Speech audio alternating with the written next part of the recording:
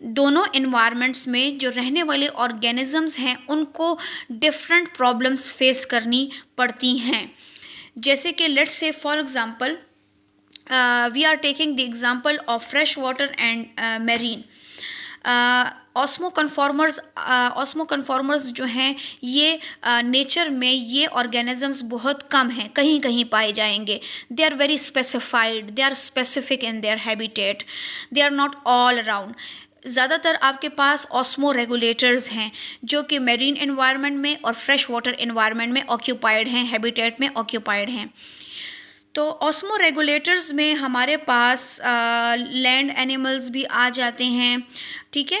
तो terrestrial animals को किस चीज़ का ख़तरा है? ड्राइनेस का, ठीक है, कि वाटर उनकी बॉडी में से इतना ज़्यादा लॉस ना हो जाए कि आपकी बॉडी जो है वो डिहाइड्रेटेड हो जाए, और ना ही इतना ज़्यादा पानी एब्जॉर्ब हो जाए कि बॉडी जो है या सेल्स जो हैं वो स्वेलअप हो जाएं। So we want balance, we want कि आपकी ये जो ऑस्मो रेगुलेटरी प्रॉपर्टी है वो नॉर्मली फंक्शन परफॉर्म करे। So we are saying that we have two types of animals. अब आप इस डायग्राम में देख रहे हैं, इस डायग्राम में ये एक एनिमल है। एनिमल की जो बॉडी है वो हाइपरटोनिक है। हाइपरटोनिक मीन्स कि the salt concentration is very high inside the body of this animal, and the salt they are very much less in the environment. The environment is hypotonic, the animal is hypertonic. Okay, so that type of condition is present in the fresh water. आपको मैंने कहा कि fresh water में क्या नहीं होगा, fresh water में salt बहुत कम होगा, तो ऐसे animals की body में salt ज़्यादा होगा, ठीक है। They are hypertonic. अब ऐसे एनिमल्स को प्रॉब्लम क्या होगी? ऐसे एनिमल्स को प्रॉब्लम ज़्यादा बॉडी में आ जाने का ख़तरा है, ठीक है। ऐसे एनिमल्स जो हैं उनका बेसिक प्रॉब्लम वाटर इनटेक बढ़ जाना है, ठीक है। सो आपके पास ऐसे एनिमल्स जो हैं उनमें यूरिन जो है वो कैसा होना चाहिए? इनमें यूरिन जो है वो बहुत ज़्यादा डाइल्यूट होना चाहिए, क्योंकि ज़्यादा से ज़्यादा वाटर इनटेक जा रहा है, सॉल्ट्स कम हैं। अगर बॉडी में सॉल्ट्स कम हैं तो उसमें बॉडी से सॉल्ट वेस्ट ना हो जाएं, तो ये रिटेन रखते हैं सॉल्ट्स को बॉडी के अंदर। So we are saying that कि अगर आपके पास एनिमल्स हैं जो कि फ्रेश वाटर में रह रही हैं, फ़िशेज़ हैं, तो ऐसी फ़िशेज़ जो हैं उनको प्रॉब्लम वाटर इनटेक की बढ़ जाती है, यानी वाटर ज़्यादा से ज़्यादा वाटर जो है, क्योंकि we are saying that osmoregulation में आपके पास ऑस्मोसिस का प्रोसेस होता है। एंड ऑस्मोसिस आप फर्स्ट ईयर में पढ़ चुके हैं कि what is osmosis. Here the water will move from low solute concentration to high solute concentration through a semi-permeable membrane. ऐसी ही है ना डेफिनेशन ऑस्मोसिस की। तो आपके पास ऑस्मोसिस की डेफिनेशन ये है कि आपके पास वाटर जो है वो लो सॉल्यूट कंसंट्रेशन से हाई सॉल्यूट कंसंट्रेशन की तरफ जाएगा। तो इनमें ये होगा कि वाटर जब ज़्यादा चला जाएगा इनकी बॉडी में, तो इनकी बॉडी को स्वेलअप होने का प्रॉब्लम होगा। दैट इज़ वाई ये एनिमल्स जो हैं वो ज़्यादा से ज़्यादा एवेपोरेट भी करेंगे वाटर को, और ज़्यादा से ज़्यादा यूरिन में भी एक्सक्रीट करेंगे, गिल्स से भी एक्सक्रीट करेंगे वाटर को। नाउ आपके पास आ जाते हैं वो एनिमल्स जिनकी इन्वायरमेंट जो है वो हाइपरटोनिक है, मेरीन एनिमल्स। मैंने आपको पहले भी बताया मेरीन एनिमल्स वो एनिमल्स हैं जो कि जिनमें वाटर में या इन्वायरमेंट में सॉल्ट की कंसंट्रेशन ज़्यादा होती है।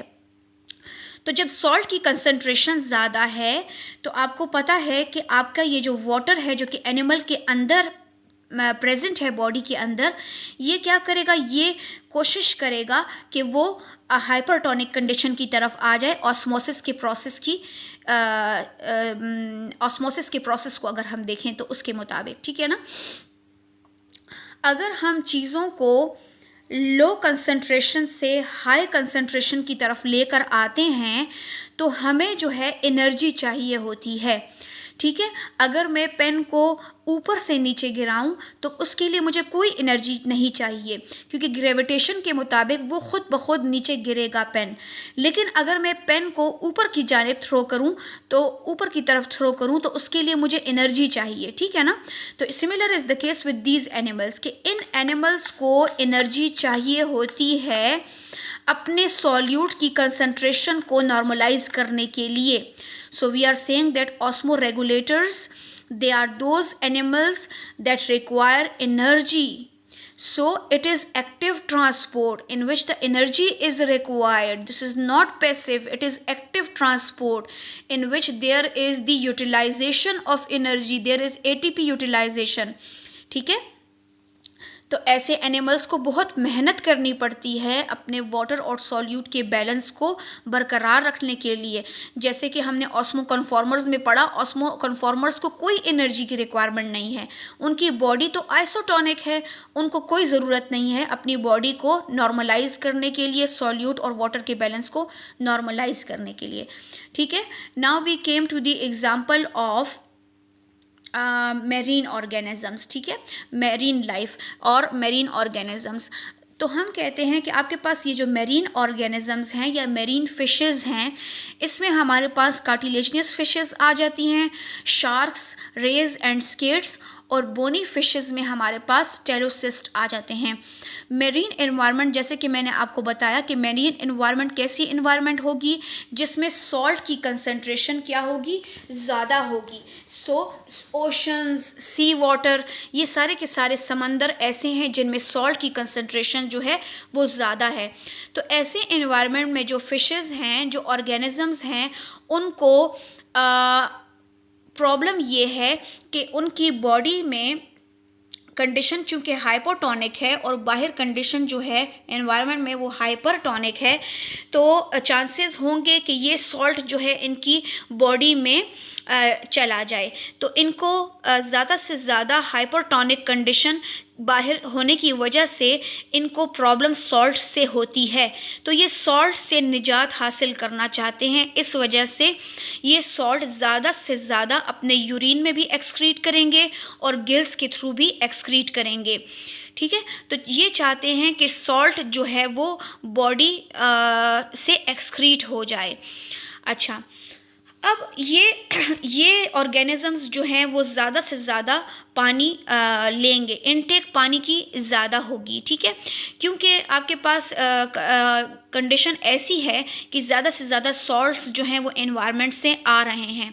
तो बॉडी बहुत ज़्यादा हाइपरटोनिक ना हो जाए, तो इसीलिए आपकी ये जो फिशेस हैं ये वाटर की इनटेक ज़्यादा रखती हैं। इनमें जो है किडनी से सॉल्ट जो है एक्सक्रीट होते हैं गिल्स के थ्रू भी, और कुछ आपके पास एक्सक्रीटरी ग्लैंड्स हैं जिनके थ्रू इनकी सॉल्ट्स जो हैं वो एक्स्ट्रा सॉल्ट्स जो हैं वो बॉडी से एक्सक्रीट आउट होते हैं। इनकी जो यूरिन है वो कंसंट्रेटेड है और इनमें कॉन्स्टेंटली वाटर लॉस होने का मसला है कि वाटर लॉस ना हो जाए, क्योंकि ऑलरेडी वहाँ पर ज़्यादा सॉल्ट की वजह से इनमें हाइपोटोनिक कंडीशन कहीं हाइपर ना हो जाए। तो इनको खदशा या ख़तरा इसी चीज़ का है कि आपके पास इनकी बॉडी में कांस्टेंट लॉस ऑफ वाटर ना हो, ठीक है। तो वी आर सेइंग दैट कि मेरीन ऑर्गेनिजम्स को अपनी बॉडी के सॉल्ट एंड वाटर के बैलेंस को मेंटेन करने के लिए उनको एनर्जी चाहिए, जो कि वो एनर्जी एक्टिव फॉर्म में ट्रांसपोर्ट होगी। आपको मैंने पहले भी कहा कि वाटर जब लो कंसंट्रेशन से वाटर जब लो से हाई की तरफ मूव करेगा तो उसके लिए डिफ्यूजन नहीं बल्कि ऑस्मोसिस की रिक्वायरमेंट है। और ऑस्मोसिस की रिक्वायरमेंट क्या है कि वाटर हमेशा लो कंसंट्रेटेड एरिया से हाई कंसंट्रेटेड एरिया की तरफ जाएगा। तो इसीलिए इनका मसला ये है कि कहीं इनकी बॉडी से वाटर लॉस ना हो जाए, ठीक है। So we are saying that marine fishes, they include cartilaginous fishes, bony fishes, skates and teleocyst. All right, then we came to the freshwater fishes. Freshwater fishes, in case of freshwater fishes, The example is in case of protozoans we have amoeba and paramecium, and in case of water animals we have amphibians. In these kinds of organisms or in these kind of fishes, the outer environment is hypotonic. As you know that fresh water contains very less amount of salts, and there is fresh water, and inside the fishes the condition is hypertonic. सो आपको पता है कि water जो है वो low concentration से, लो solute concentration से high solute concentration की तरफ जाएगा, तो ऑटोमेटिकली ये फिशेस जो हैं ये पानी से तंग होंगी, ठीक है। तो ताकि ये चाहती हैं कि ज़्यादा से ज़्यादा वाटर अगर हमारी बॉडी में आ रहा है तो हमारी बॉडी जो है वो कहीं स्वेलअप ना हो जाए, फ्लडिंग ना हो जाए इसमें। तो ये क्या करेंगी, ये ज़्यादा से ज़्यादा वाटर को एक्सक्रीट करेंगी, ठीक है। वाटर जो है वो एक्सक्रीट होगा, तो it means that the urine of that fishes is very dilute, ठीक है। We are saying that organisms they excrete diluted urine, not concentrated urine, और ये बहुत कम पानी पिएंगी। ऑलरेडी फ्रेश इन्वायरमेंट है, पानी की रिक्वायरमेंट पूरी हो रही है, ज़्यादा से ज़्यादा पानी आ रहा है, so they will drink a very little amount of water. And the points which I want to highlight over here is that कि आपके पास इनकी जो osmotic flooding हो जाएगी, ठीक है, और there is no salt in the water, so that they consume, ये अपने सॉल्ट की रिक्वायरमेंट कहाँ से पूरी करते हैं, ये ऐसी फूड लेते हैं जिसमें सॉल्ट की कंसंट्रेशन हो, क्योंकि आउटर इन्वायरमेंट में तो सॉल्ट प्रेजेंट नहीं है और बॉडी को सॉल्ट चाहिए। तो बॉडी को जब सॉल्ट चाहिए तो वो रिक्वायरमेंट जो है वो कौन फुलफ़िल करेगा, इनकी फूड, वो जो कि ये कंज्यूम कर रहे हैं, ठीक है। और आपको पता है कि फिर इनमें यूरिन जो है वो डाइल्यूटेड होगा, कंसनट्रेटेड नहीं होगा, और इनमें स्किन के थ्रू भी वाटर एब्जॉर्ब होता है। तो इतनी ज़्यादा एम्पल अमाउंट ऑफ वाटर लेने की ज़रूरत नहीं है ऐसी फिशेस को, ठीक है। So we are saying that कि आपके पास there is a difference between the marine environment and there is a difference between the fresh water environment. और ऑस्मो कन्फॉर्मर्स का तो आपको पता है कि ऑस्मो कन्फॉर्मर्स ये आइसोटोनिक होते हैं, इनकी सॉल्यूट की कंसंट्रेशन इनसाइड आउटसाइड, वाटर की concentration inside and outside the environment जो है वो बिल्कुल स्टेबल है, आइसोटोनिक है, इनको एनर्जी की रिक्वायरमेंट भी नहीं होती, और इनको जो है वो कोई भी इनटेक की ज़रूरत नहीं है, एक्सक्रीशन की ज़रूरत नहीं। इनकी बॉडी का जो एनवायरनमेंट है वो आइसोटोनिक है, equal amount of water gain हो रहा है, equal amount of water loss हो रहा है। तो जिस वजह से ऑस्मो कन्फॉर्मर्स वाली फिशेस को या ऑर्गेनिजम्स को उतना प्रॉब्लम फेस नहीं करना पड़ता as compare to the marine and fresh water. Marine and fresh water को बहुत सी प्रॉब्लम्स फेस करनी होती है। मेरीन ऑर्गेनिजम्स में अगर देखा जाए तो कंडीशन हाइपोटोनिक होती है, और अगर फ्रेश वाटर में देखा जाए तो कंडीशन हाइपोटोनिक है।